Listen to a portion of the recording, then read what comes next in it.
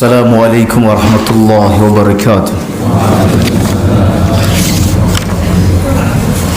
إن الحمد لله نحمده ونستعينه ونستغفره ونعوذ بالله من شرور أنفسنا ومن سيئات أعمالنا. من يهده الله فلا مضل له ومن يضلل فلا هادي له. أشهد أن لا إله إلا الله وحده لا شريك له وأشهد أن محمدا عبده ورسوله. أما بعد. Melanjutkan kajian kitab Talkhis Ahkamul Janaiz, ringkasan tentang hukum-hukum jenazah. Kita sudah membahas separuh dari bab yang kelima mengenai apa saja yang diwajibkan bagi kerabat mayit apabila mendapati kenyataan bahwa yang sakit meninggal dunia. Di pembahasan yang lalu kita sudah menyebutkan bahwa apabila kerabat mayit sampai kepadanya berita tentang wafatnya saudaranya atau kerabatnya yang tercinta, maka ada dua hal yang ia lakukan, bahkan wajib ia lakukan. Yang pertama, bersabar dan ridha dengan takdir. Yang kedua, dan ini adalah awal dari kajian kita, Al-Thani Al-Istirja'. Istirja' ini adalah istilah dari ungkapan Inna lillahi wa inna ilaihi raji'un.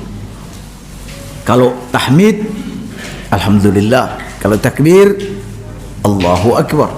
Tasbih, subhanallah. Basmalah, bismillah. Nah, jadi syariat punya istilah-istilah yang diringkas, yang dimana jika hal-hal seperti ini disebut, maka kita semua sebagai muslim mengetahui apa yang dimaksud dari ungkapan tersebut. Wa huwa yaqul, yaitu mengucapkan inna lillahi wa inna ilaihi raji'un. Sesungguhnya kita ini milik Allah dan kita ini akan kembali kepadanya. Ayat yang terkait dengannya sudah berlalu, dan wa yazidu alaih, hendaklah setelah itu disusul dengan doa berikut ini, yaitu Allahumma jurni fi musibati wa akhluf li khairan minha. Ya Allah, berikan aku pahala atas musibah yang menimpa aku ini. Jadi minta pahala langsung, dan gantikan kepadaku yang lebih baik. Gantikan kepadaku yang lebih baik dari apa yang telah pergi dariku. Kaum muslimin, ini doa ini subhanallah amat bagus, amat dianjurkan untuk dibaca kaum muslimin. Sebab kenapa? Hal ini sudah diamalkan oleh para salaf, dan mereka benar-benar mendapatkan ganti apa yang mereka minta. Sebab di antara doa yang mustajab adalah ketika seseorang ada dalam kesulitan lalu dia meminta kepada Rabbnya. Sebab dalam kondisi seperti itu hatinya betul-betul sedang merunduk, hatinya betul-betul khusyuk. Dan di antara mustajabnya doa ketika hati ada dalam kondisi khusyuk kepada Rabbnya. Semisal kisah Ummu Salamah dalam hadis Sahih Muslim dan lainnya, di mana ketika Abu Salamah meninggal, Ummu Salamah mempraktikkan doa ini. Beliau membaca inna lillahi wa inna ilaihi raji'un, lalu disusul dengan Allahumma ajurni fi musibati wa akhlif li khairan minha. Ummu Salamah sempat introspeksi diri. Beliau berkata, saya meminta ganti dari Abu Salamah. Adakah orang yang lebih baik dari Abu Salamah? Dia adalah orang yang pertama hijrah, memenuhi seruan nabinya. Kemudian ia juga mati di medan perang, mati syahid. Ada orang lebih baik darinya. Dan kaum muslimin, doa dari Ummu Salamah ini terkabul. Ketika masa iddah Ummu Salamah habis, pintu rumahnya diketuk oleh Rasulullah sallallahu alaihi wasallam. Dan riwayat yang lain, Nabi mengutus seseorang untuk meminang Ummu Salamah. Dan Ummu Salamah ketika itu menolak dengan alasan anak banyak, usia sudah tua, dan juga dia adalah seorang wanita pencemburu. Lalu Nabi sallallahu alaihi wasallam menenangkan Ummu Salamah dengan berkata, jika alasannya sudah tua, ya saya juga sudah tua, sama-sama sudah tua. Jika kaitannya dengan anak, semoga Allah Subhanahu wa taala mencukupi kehidupan dan kebutuhan anak-anakmu.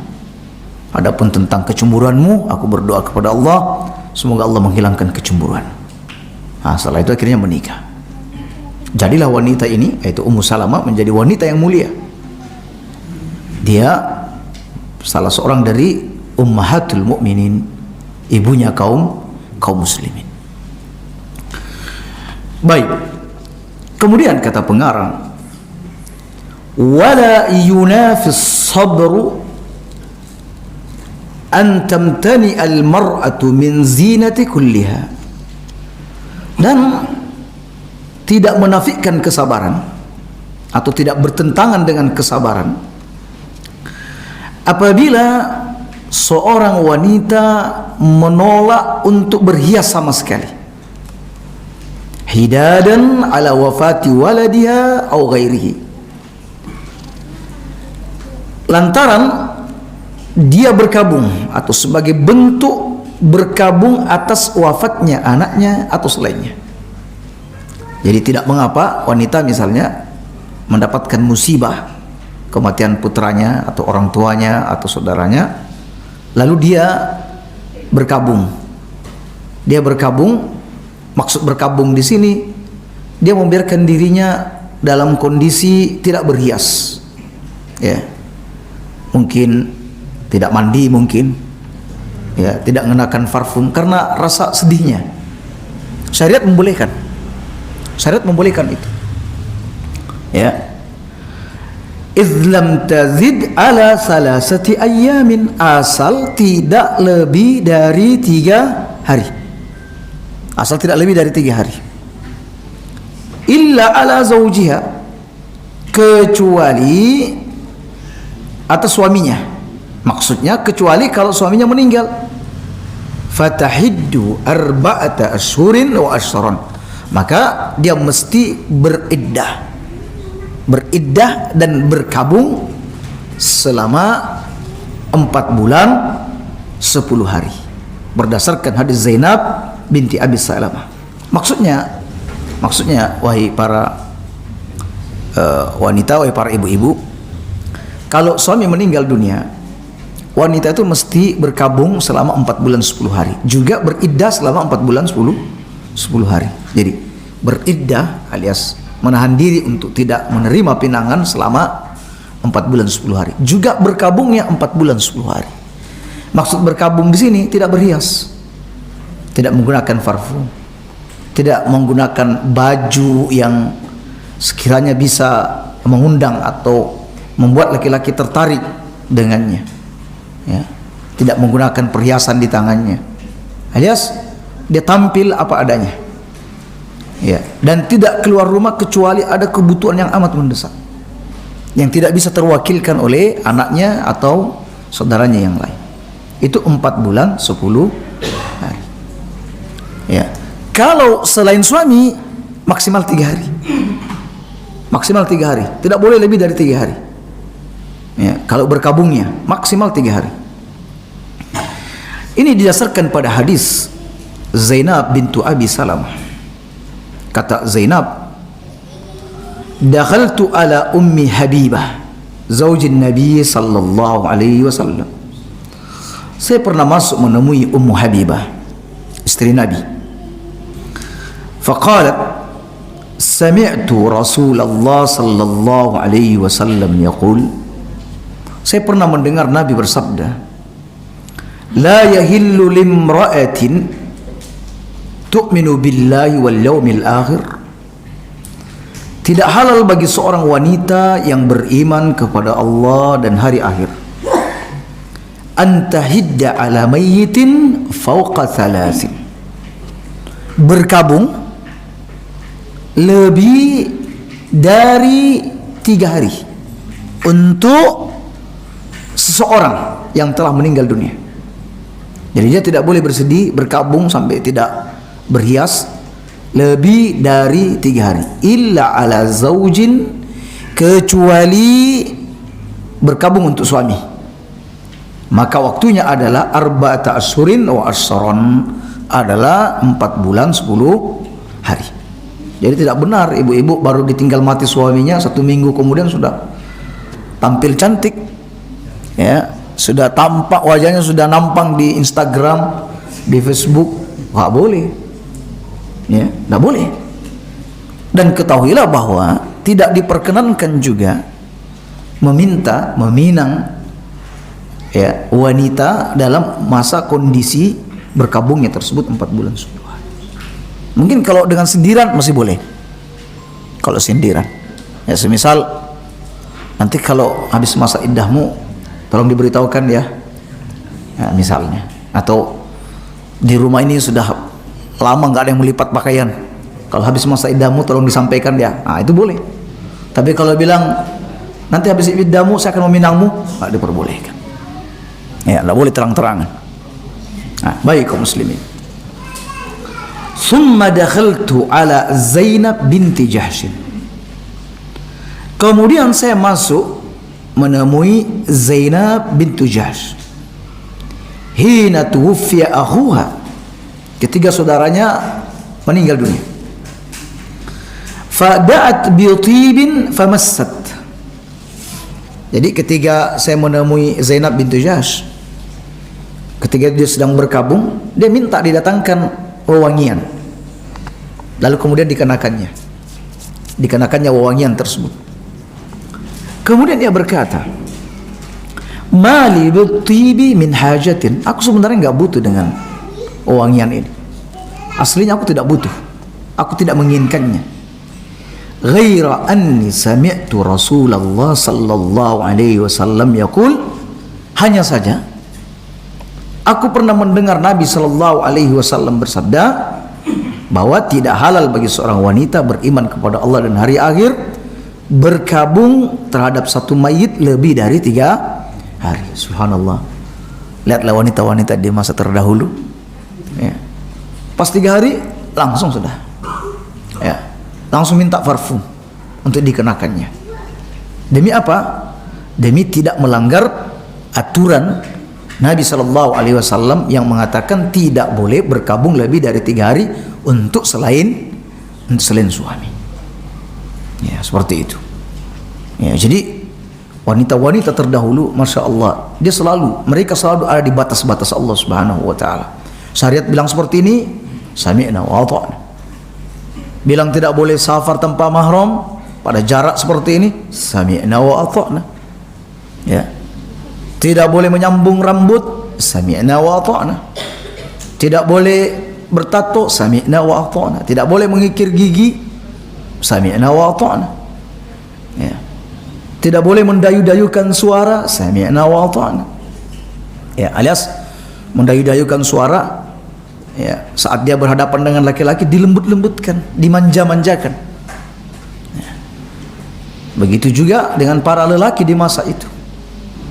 Nah, baik kaum muslimin, ini catatan yang kedua. Catatan yang ketiga, walakinnaha idza lam tahidda ala ghairi zawjiha, akan tetapi apabila sang wanita tidak berkabung atas selain suaminya, dia tidak berkabung, irda'a lizzauj, demi untuk menyenangkan suaminya, wa qada'a liwatarihi minha, atau untuk memenuhi kebutuhan biologi suaminya, fahuwa afdalu laha, itu lebih afdal. Lebih afdal. Sebab misalnya kalau seorang istri ayahnya meninggal dunia atau saudaranya, dia ada dalam masa yang berkabung, sedih dan lain sebagainya, dengan tampilan yang kusut seperti itu, tentu suaminya tidak mendekat. Ya, suami juga mau mendekat, apalagi mau berhubungan, sungkan. Ya, oleh karena itu kalau ada wanita ya ditinggal mati oleh selain suaminya, kemudian berkabungnya hanya beberapa saat, mungkin sejam 2 jam, setelah itu dia tampil seperti biasa sebagaimana layak yang tidak ada musibah, maka itu lebih afdal. Ini didasarkan pada wa yurja lahuma min wara'i dzalika khairun katsirun, dan diharapkan bagi keduanya ada kebaikan di balik semuanya itu. Kama waqa'a li Ummi Sulaim wa zawjiha Abi Talha al-Ansari, sebagaimana yang pernah terjadi pada Ummu Sulaim dan suaminya Abu Talha al-Ansari, di mana kisah ini amat panjang. Seandainya bukan karena alasan itu, kata pengarang, ini saya akan memasukkan hadis tersebut dalam kitabku ini, tetapi Anda cukuplah untuk merujuk kepada kitab asliku. Jadi beliau ini punya kitab asli namanya Ahkamul Janaiz, lebih tebal dari ini. Kita ini hanya membaca ringkasannya saja. Jadi nanti kaum muslimin kalau ada kesempatan ya, bisa ada juga kelebihan harta, kemudian ada jalan untuk membeli kitab ini, maka belilah kitab aslinya, karena di sana akan terkumpul semua hadis-hadis, dalil-dalil yang sedang kita bahas ini. Ya, termasuk kisah Ummu Sulaim. Jadi Ummu Sulaim ini adalah ibunya Anas bin Malik. Ibunya Anas bin Malik ini dicerai oleh suaminya karena Ummu Sulaim ini memilih untuk berislam. Ya. Dan kita sudah sama tahu zaman dahulu wanita itu ketergantungan terhadap laki-laki begitu kuat. Kalau zaman sekarang nggak begitu kuat. Ya, alias ditinggal, ya saya juga bisa bekerja, saya juga punya penghasilan. Kalau zaman dulu repot, kiamat kalau dicerai oleh suami. Nah, Ummu Sulaim itu memilih untuk berislam. Suaminya setelah membujuk, bahkan mengintimidasi, semua itu tidak membuatnya mundur, sehingga suaminya akhirnya pergi ke Syam, meninggalkan istrinya dan meninggalkan putranya Anas, ya, Malik nama suaminya, ya, meninggalkan Anas hingga meninggal dunia di sana.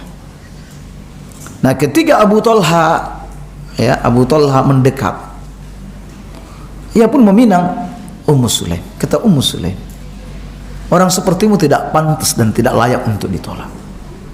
Tetapi agamamu, yaitu waktu itu Abu Talha masih kafir, tetapi agamamu menghalangi aku untuk menerima pinangan. Abu Talha hari berikutnya datang lagi meminang, tetap ditolak. Ya, karena Abu Talha ini dia adalah seorang pembesar, orang kaya. Berkali-kali dipinang, berkali-kali itu juga ditolak. Kata Ummu Sulaim, aku bisa menerimamu dan menjadikan Islammu sebagai maharku. Ini adalah mahar yang terindah di masa itu. Hingga akhirnya Abu Talha pun masuk Islam. Bukan karena hendak menikahi. Setelah itu dia mencari tahu, lalu setelah itu dia berislam. Kemudian dari pernikahan ini dikaruniai anak yang bernama Abu Umair. Abu Umair berarti ini adik seibu ya dengan Anas bin Malik. Suatu hari Umair jatuh sakit.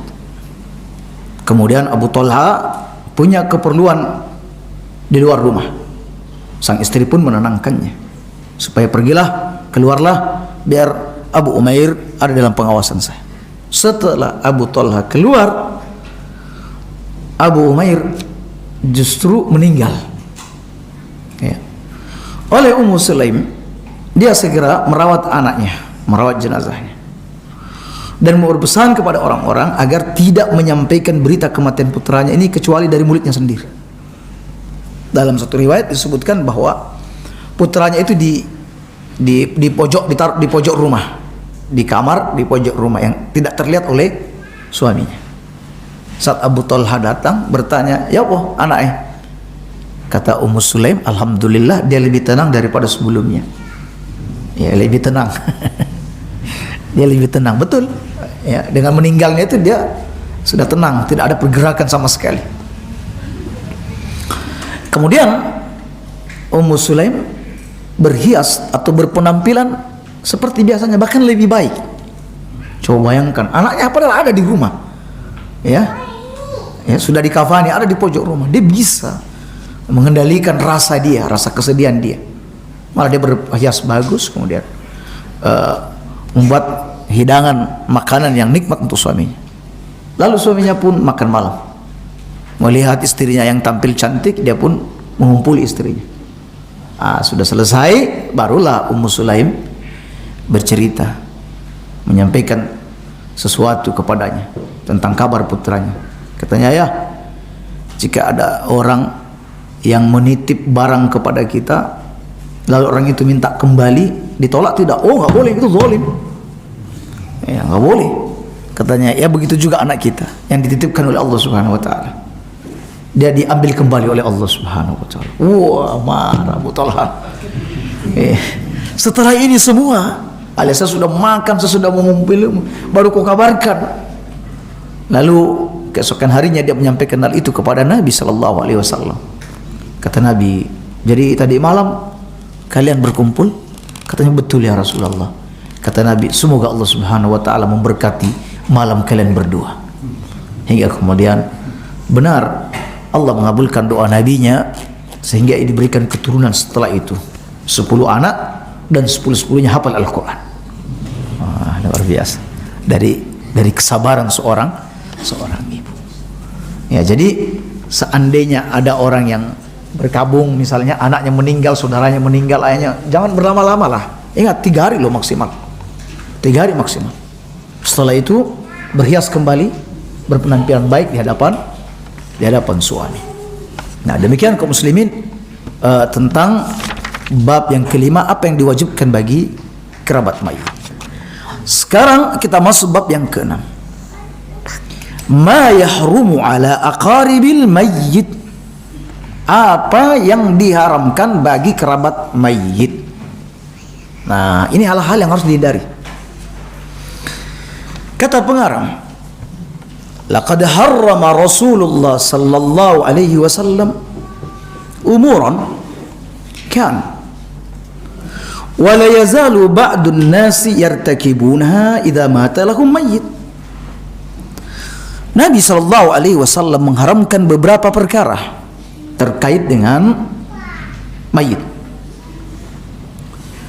Namun ada sebagian manusia masih senantiasa melakukan atau melanggar aturan tersebut apabila ada kerabatnya yang meninggal dunia. Fayajibu ma'rifatuha liijtinabiha. Maka kita wajib untuk mengetahui larangan-larangan tersebut agar kita bisa menjauhinya. Fala budda min bayaniha. Dan kami mesti menjelaskannya. Baik, apa saja yang tidak diperbolehkan? Yang pertama, kaum muslimin, an-niyahah. Niyahah itu adalah meratap. Ya. Niyahah itu adalah meratap. Meratap itu, kaum muslimin, tangisan yang melebihi tangisan biasa. Tangisan yang melebihi tangisan biasa. Ya. Bisa disertai dengan kata-kata yang mengungkapkan ketidakridhaannya, atau ungkapan-ungkapan lain yang tidak disukai oleh Allah Subhanahu wa taala, atau dengan perbuatan yang menunjukkan ketidakridhaannya terhadap musibah tersebut. Ini namanya niyah. Wa fiha ahaditsun katsiratun taraha fil asl. Hadisnya amat banyak tentang larangan meratap, dan Anda bisa melihatnya di kitab asalnya, yaitu kitab Ahkamul Janaiz. Sepengetahuan kami, tidak ada kitab yang paling lengkap terkait dengan urusan-urusan jenazah ya sebelum keluarnya kitab tersebut, melainkan kitab Ahkamul Janaiz. Kemudian mungkin datang generasi berikutnya yang membuat buku mungkin lebih tebal, lebih komplit, ya, tapi tentu rujukannya juga dengan kitab tersebut. Jadi bagi mereka yang mau konsen membahas tentang masalah jenazah, ya, ingin membuka majlis di kampungnya atau ingin membacanya di rumah bersama keluarga, maka kami sarankan untuk membaca kitab tersebut. Tapi kalau mau ringkasannya, ya ini ringkasannya yang sedang kita bahas. Kita bahas ringkasannya saja dulu. Ya. Kayak misalnya orang belajar tafsir, ngambil kitab aslinya kayak tafsir Ibnu Katsir, ya, atau tafsir At-Tabari, itu dibahas di majelis, itu kepanjangan. Ya. Yang menyimaknya juga tidak konsentrasi. Tapi kalau yang ringkas-ringkasnya, mungkin lebih konsen. Ya. Baik. Ada banyak hadis tentang itu. Di antaranya, isnatan finnas huma bihim kufrun. Ada dua perbuatan yang dilakukan oleh manusia yang karena keduanya itu menyebabkan mereka menjadi kufur, yang menyebabkan mereka menjadi kafir. Ya, tapi kafir yang dimaksud bukan kafir keluar dari Islam. Kita sudah dulu pernah membagi kafir itu ada dua. Ada kafir yang keluar dari Islam, ada kufrun duna kufrin. Kafir tapi dibawa kekafiran, tidak sampai mengeluarkan dari Islam. Apa dua perbuatan tersebut? At-ta'nu fin nasabi, mencela nasab orang lain, membanggakan nasabnya. Ya, di sisi lain dia menjatuhkan dan merendahkan nasab orang lain. Yani merendahkan keturunan-keturunannya, mbah-mbahnya. Ya. Yang kedua, wan niyahatu 'alal mayyit, dan meratapi mayit. Meratapi mayit. Disebutkan dalam hadis yang lain, an-naihatu idza lam tatub, orang yang meratap itu kalau tidak bertobat qabla mautiha, sebelum matinya, tuqamu yaumal qiyamah, dia akan berdirikan pada hari kiamat, wa alayya sirbalun min qatiran, dia mengenakan pakaian yang terbuat dari ter, yang bahan bakunya aspal itu, ya, ter yang dicairkan, wa dir'un min jarabin, dan memakai baju besi dari kudis, ya, baju besi dari kudis. Dan dalam hadis disebutkan bahwa berkumpul-kumpul di rumah kematian, di rumahnya orang yang meninggal, ya, kemudian makan makanan dari keluarga mayit tersebut, na'uddu minan niyah, kata para sahabat, kami ini para sahabat menganggapnya bagian daripada meratap. Bayangkan kaum muslimin, jadi kumpul-kumpul di kematian dalam rangka kematian tersebut, ya, setelah mayit dikubur, kemudian makan, ya, membuat makanan untuk dihidangkan pada perkumpulan tersebut. Maka kami para sahabat menganggapnya itu bagian daripada meratap. Bayangkan, Nabi bersabda, orang yang meratap dan tidak bertobat atas perbuatannya itu, ya, maka pada hari kiamat nanti dia akan mengenakan pakaian dari ter. Ya, oleh karena itu berhati-hati kaum muslimin dalam urusan seperti ini. Kemudian yang kedua dan yang ketiga, larangan yang kedua dan ketiga, darbul hudud wa syaqqul juyub, yaitu menampar pipi. Jadi pas dapat musibah, dapat berita kematian dari kerabatnya, dia langsung menampar sambil menangis, sambil menampar, ya Allah, ya Allah. Ya, sebagaimana orang-orang Syiah ada hari yang disebut dengan hari Asyura, memperingati kematiannya Husain. Lihat kelakuan mereka. Mereka mukul-mukul wajah mereka, melukai kepala mereka. Semakin banyak darah yang mengucur, maka semakin baik, ya, semakin besar pahalanya. Seperti itu. Lihat para khotib-khotibnya, para dai-dainya, ketika sudah membincangkan tentang Husain kematiannya, dia akan berteriak sambil memukul-mukul mukul-mukul pipinya. Ya begitu bentuknya, begitu modelnya. Ya. Kemudian kaum muslimin dan merobek-robek pakaian. Ya, saking kesedihannya jadi sobek-sobek. Ya Allah, kayak Hulk apa itu? Ya, ada sobek-sobek pakaiannya. Karena kesedihannya. Dan ini didasarkan pada hadis Nabi sallallahu alaihi wasallam, "Laisa minna." Bukan termasuk bagian dari kami. Bukan bagiannya umat Muhammad. Bukan bagian dari umat Muhammad. Man latamal hudud. Bagi mereka yang menampar-nampar pipinya karena kedatangan musibah. Wa saqqal juyub. Begitu juga dengan menyobek-nyobek pakaiannya. Wa da'a bid'wal jahiliyah, dan berseru dengan seruan jahiliyah. Ya wailah, ya sabur, ya nasir. Ya, macam-macam seruannya orang-orang jahiliyah pada waktu itu. Wahai tulang punggung kami, ya. Wahai penolong kami, wahai orang yang memberikan kehidupan kepada kami, kenapa bukan saya saja yang meninggal? Misalnya, nggak boleh kaum muslimin. Setiap kali ada seruan-seruan seperti itu, mayit akan ditanya, betulkah engkau tulang punggung mereka? Betulkah engkau penolong mereka? Nah, ungkapan-ungkapannya malah menyusahkan mayit. Ya, jadi ucapkan saja ucapan-ucapan yang diridhoi oleh Allah Subhanahu wa taala. Ungkapan-ungkapan yang baik, sanjungan. Ya, ucapkan sanjungan, Masya Allah, ini baik, si fulan ini baik. Ya Allah, orang baik seperti ini kok cepat pergi ya, Masya Allah, misalnya. Ya, kata Anas bin Malik, murra bi janazatin. Kami sedang lagi duduk bersama Nabi. Berapa sahabat duduk, melintas jenazah. Ada jenazah yang dipanggul oleh orang. Fa'asna alaihi khairan. Ya, fa'asnu alaiha khairan. Lalu orang memberikan sanjungan, pujian yang baik pada jenazah tersebut. Kata Nabi, wajibat.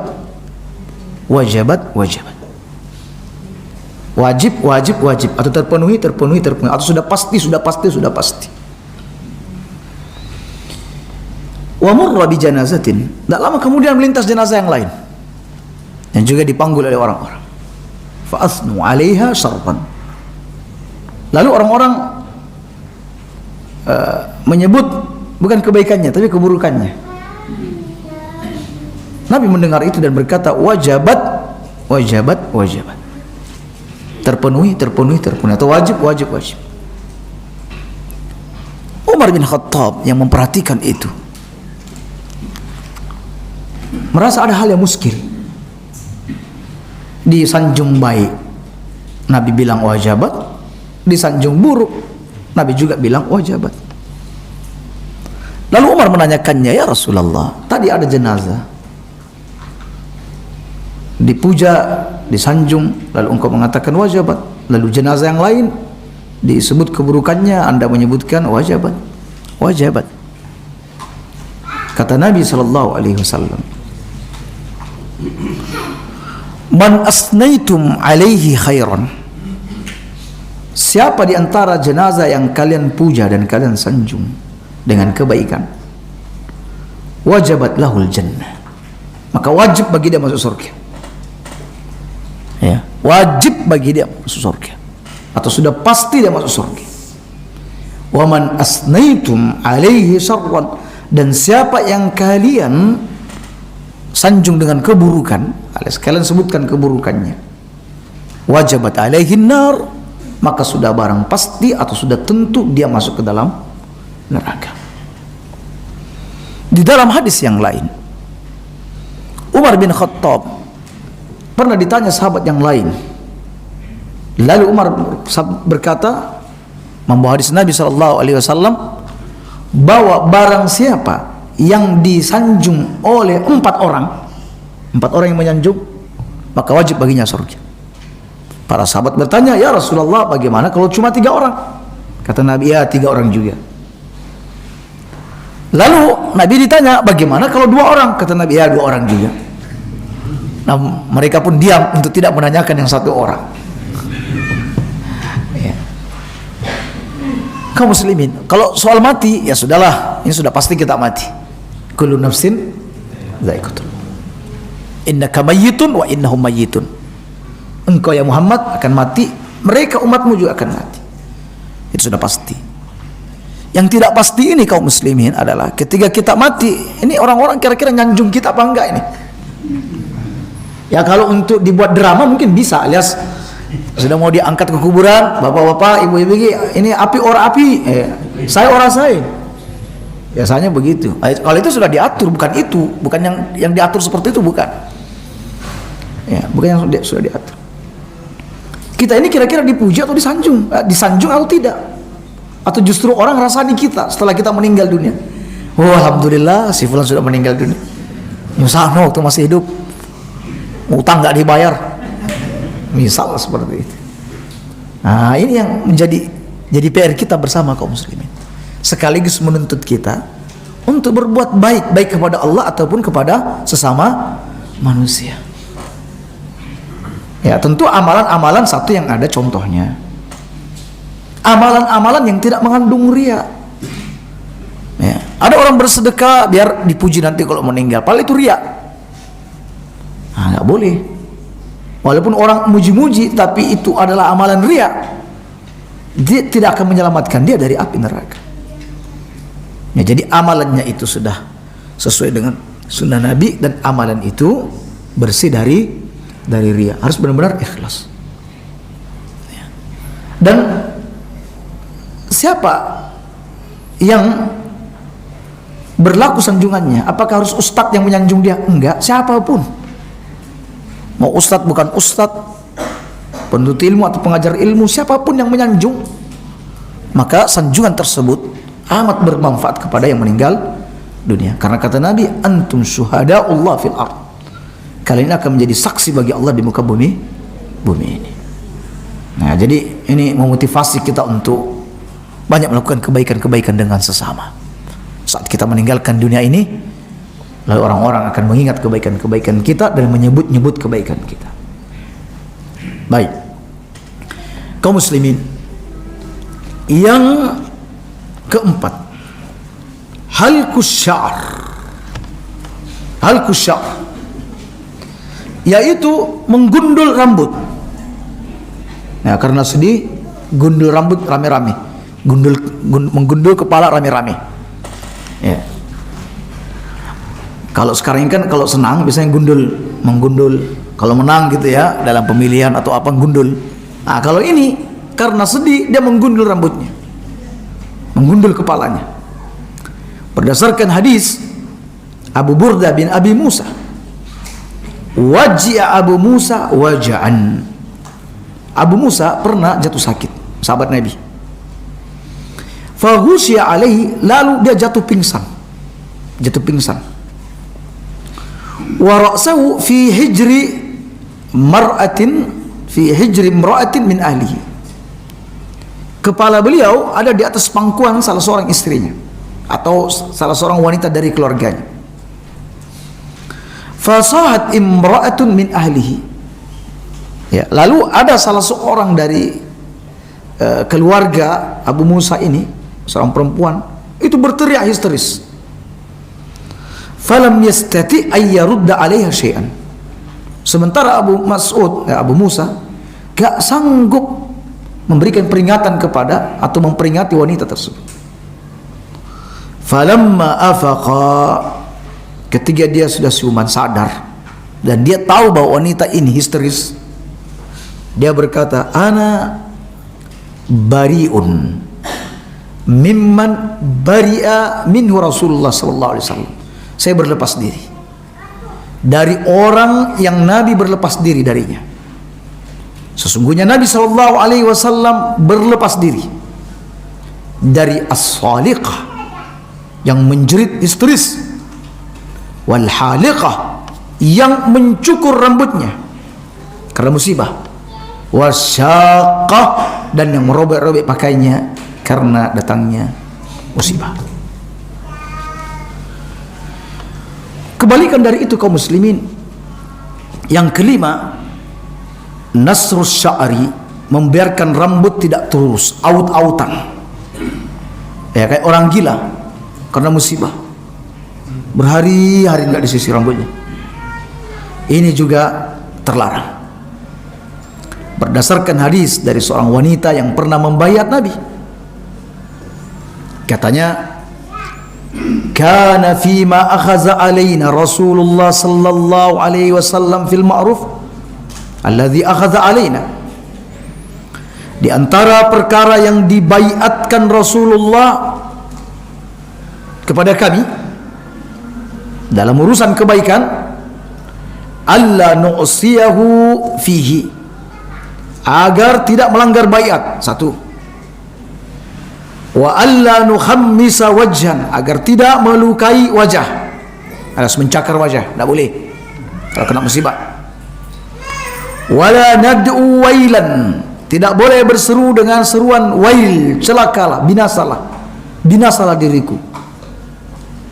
Wala nasukku jaiban, tidak boleh mengoyak baju. Wa alla nansura sya'ran, dan tidak membiarkan rambut dalam kondisi acak-acakan, ya, tidak dirapikan, tidak boleh.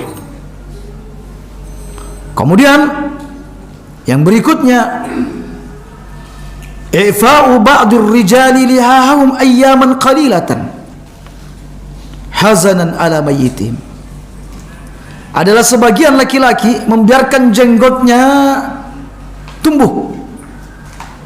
Ya, kebiasaannya kan mencukur habis jenggotnya. Pas ada kematian, ada musibah, itu dibiarkannya tumbuh. Ya, tidak terurus karena kesedihannya atas kerabat yang meninggal dunia.